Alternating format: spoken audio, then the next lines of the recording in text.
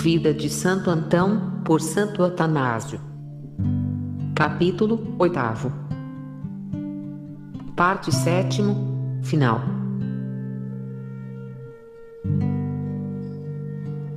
Parágrafo 1º. Morte de Antão. Este é o lugar para que eu lhes conte e vocês ouçam, já que desejosos disto, como foi o fim de sua vida, pois também nisto foi modelo digno de imitação. Segundo seu costume, visitava os monges na montanha exterior. Recebendo, da providência, premonição de sua morte, falou aos irmãos: esta é a última visita que lhes faço e me admiraria se nos voltássemos a ver nesta vida. Já é tempo de morrer, pois tenho quase 105 anos. Ao ouvir isto, puseram-se a chorar, abraçando e beijando o ancião. Ele, porém, como se tivesse de partir de uma cidade estranha à sua própria, continuou falando alegremente.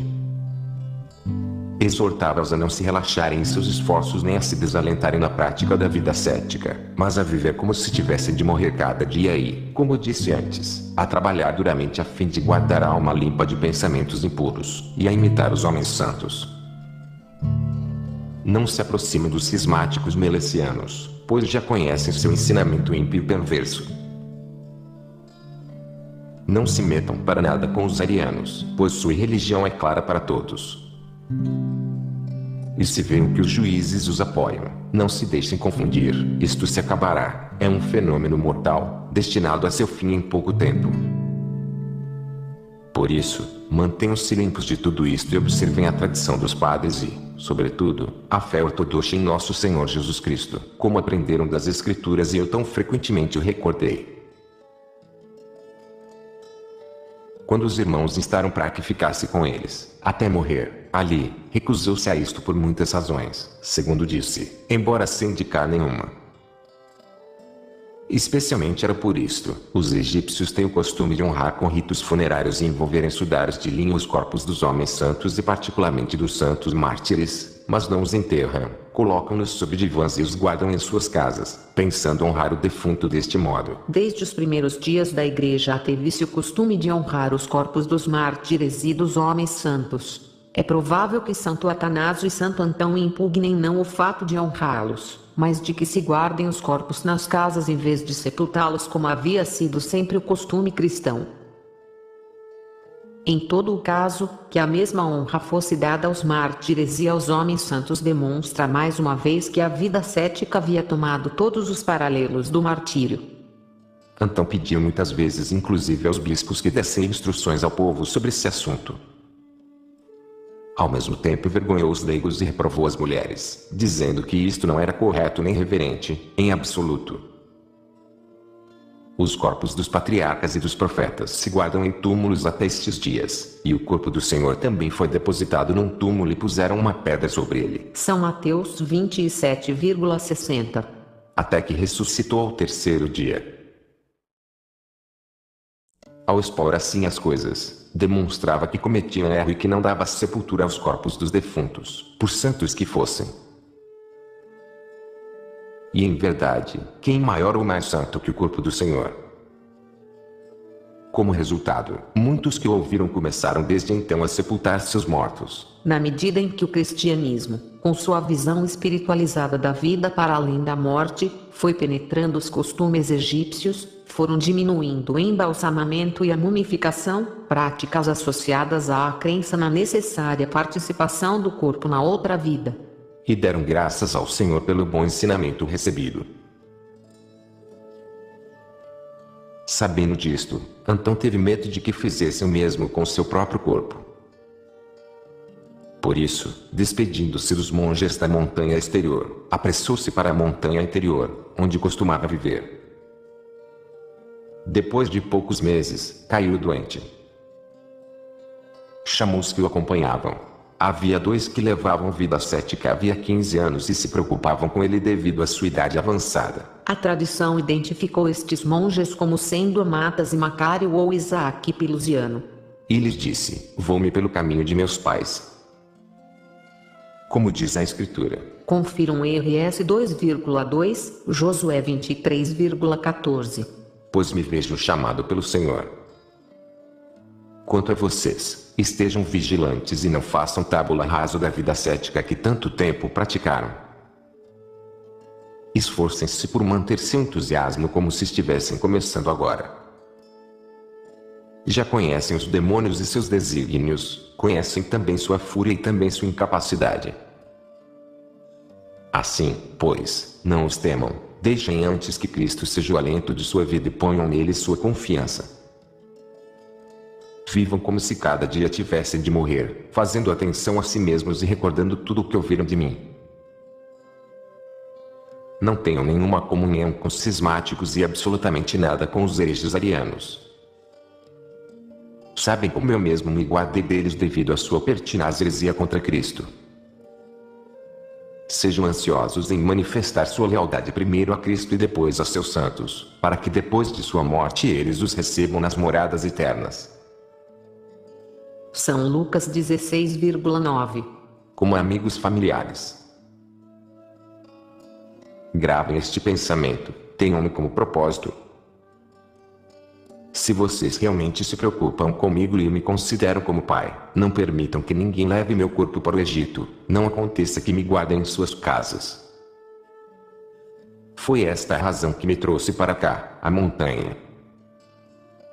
Sabem como sempre confundi os que fazem isto e os intimei a deixar tal costume. Por isso, façam-me vocês mesmos os funerais e sepultem meu corpo na terra, e respeitem de tal modo o que lhes disse, que ninguém senão vocês saiba o lugar. Na ressurreição dos mortos, o Salvador me devolverá incorruptível. Distribuam minha roupa. Ao bispo Atanásio dei uma túnica e o manto em que estou, e que ele mesmo me deu, mas que se gastou em meu poder. Ao bispo Serapião dei a outra túnica, e vocês podem ficar com a camisa de pelo. São Lucas 47,2. E agora, meus filhos, Deus os abençoe. Então parte não está mais com vocês. Depois de dizer isto e de que eles o houvessem beijado, estendeu os pés, seus rostos estava transfigurado de alegria e seus olhos brilhavam de regozijo como se visse amigos vindo a seu encontro, e assim faleceu e foi reunir-se a seus pais. E acrescenta, pela alegria de seu rosto se podia conhecer a presença dos santos anjos que haviam descido para conduzir sua alma. A aparição dos anjos na morte de um santo homem é traço típico nas vidas posteriores. É igualmente frequente o resplendor ou a alegria no rosto do agonizante. Eles então, seguindo as ordens que lhes havia dado, prepararam e envolveram o corpo e o sepultaram aí na terra. E até o dia de hoje ninguém, exceto esses dois, sabe onde está sepultado. A tumba foi descoberta em 561, o seu corpo trasladado a Alexandria. Quando os sarracenos dominaram o Egito em 635, os restos foram levados a Constantinopla. Dali foram trasladados à França em fins do século X, e desde 1491 se guardam na igreja de São Julião de Ales. Não parece compartilhar esta opinião. Sobre o dado do texto. Quanto aos que receberam as túnicas e o manto usados pelo bem-aventurado Antão, cada um guarda seu presente como grande tesouro. Olhá-los é ver então e pô-los é como revestir-se de suas exortações com alegria. Este foi o fim da vida de Antão no corpo, como antes tivemos o começo de sua vida ascética. E ainda que seja um pobre relato comparado com a virtude do homem, recebam-no, entretanto, e reflitam que classe de homem foi Antão, o varão de Deus. Desde sua juventude até uma idade tão avançada conservou uma devoção inalterável à vida ascética. Nunca tomou a velhice como desculpa para ceder ao desejo de abundante alimentação, nem mudou sua forma de vestir, pela debilidade de seu corpo, nem tampouco lavou seus pés com água. E no entanto sua saúde se manteve totalmente sem prejuízo. Por exemplo, mesmo seus olhos eram perfeitamente normais, de modo que sua vista era excelente, não havia perdido nenhum só dente, só se haviam gasto até as gengivas pela grande idade do ancião. Manteve mãos e pés sãos, e em tudo aparecia com melhores cores e mais fortes do que os que têm uma dieta diversificada, banhos e variedade de roupas. O fato de chegar a ser famoso em todas as partes, de ter encontrado admiração universal e de que sua perda foi sentida por pessoas que nunca o viram, sublinha sua virtude e o amor que Deus lhe tinha. Antão ganhou renome, não por seus escritos nem por sabedoria de palavras nem por nenhuma outra coisa, senão só por seu serviço a Deus. E ninguém pode negar que isto é dom de Deus. Como explicar, efetivamente, que este homem, que viveu escondido em uma montanha, fosse conhecido em Espanha e Gália, em Roma e África, senão por Deus, que em toda parte faz conhecidos os céus, que, mais ainda, havia dito isto a Antão em seus começos. Também estes detalhes correspondem aos da vida de Moisés. Pois ainda que façam suas obras em segredo e desejem permanecer na obscuridade, o Senhor os mostra publicamente como lâmpadas a todos os homens. São Mateus 5,16. E assim, os que ouvem falar deles podem aperceber-se de que os mandamentos levam à perfeição, e então se encorajam pela senda que conduz à virtude.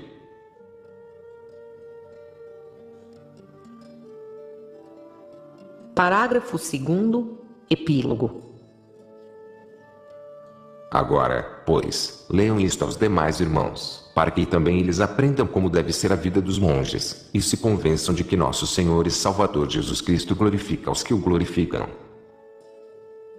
Ele não só conduz ao reino dos céus os que o servem até o fim, mas, ainda que se escondam e façam o possível por viver fora do mundo, faz com que em toda parte sejam conhecidos e se fale deles, por sua própria santidade e pela ajuda que dão a outros. Se a ocasião se apresenta, leiam-no também aos pagãos, para que ao menos deste modo possam aprender que nosso Senhor Jesus Cristo é Deus e Filho de Deus, e que os cristãos, que o servem fielmente e mantêm sua fé ortodoxa nele, demonstram que os demônios, considerados deuses pelos pagãos, não o são, mas antes os calcam aos pés e afugentam pelo que são, enganadores e corruptores de homens. Por nosso Senhor Jesus Cristo, a quem seja dada a glória pelos séculos. Amém.